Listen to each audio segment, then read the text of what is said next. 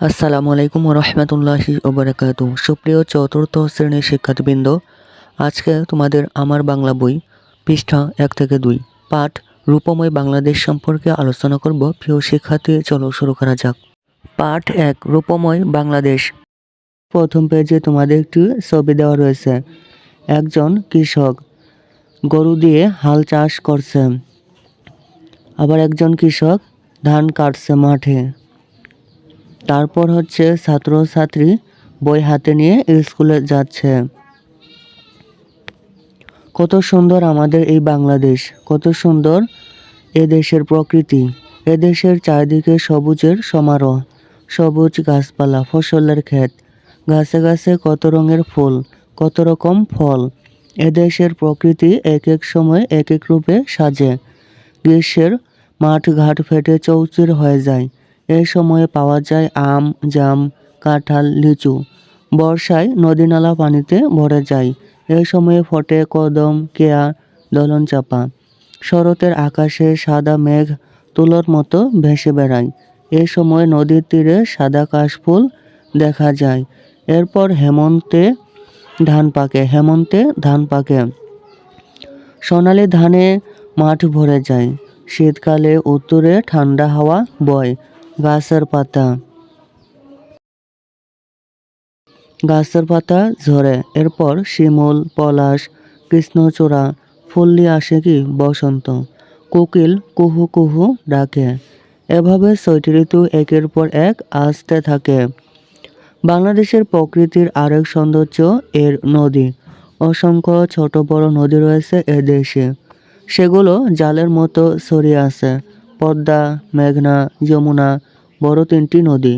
এ দেশের নদী খাল বিলে পাওয়া যায় নানা জাতের মাছ, যেমন রুই মাছ, কাতলা মাছ, ট্যাংরা মাছ, পুঁটি মাছ, খলসে মাছ। এদেশে আছে বন জঙ্গল। সেখানে আছে নানা জাতের গাছ, পশু পাখি। বাংলাদেশের সুন্দরবন পৃথিবী জুড়ে বিখ্যাত। এ বনে আছে সুন্দরী গেওয়া, পরাণ, কেওড়া, গোলপাতা গাছ। সেখানে আছে বাঘ আছে, হরিণ আছে, কুমির আছে। আরও আছে মাছরাঙা, মৌটুসি, মদন টাক প্রভৃতি পাখি।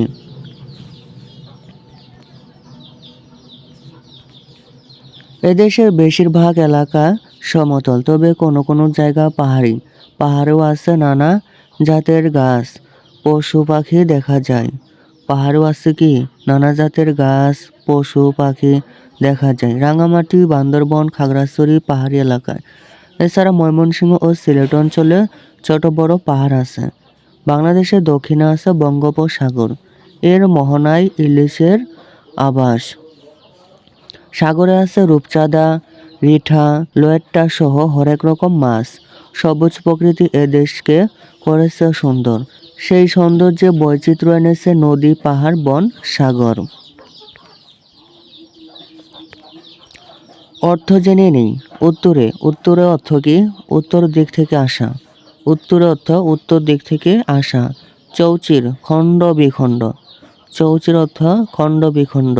মোহনা অর্থ নদী যেখানে সাগর বা অন্য নদীর সাথে মেশে। নদী যেখানে কি সাগর বা অন্য নদীর সাথে মেশে। প্রিয় শিক্ষার্থী, আজকে পর্ব তোমাদের এই পর্যন্তই। পরবর্তী পর্বে আমরা পৃষ্ঠা 3 এর 1 নম্বর বর্ণবর্ষীয় শব্দ তৈরিকরণ এর উত্তর সম্পর্কে আলোচনা করব।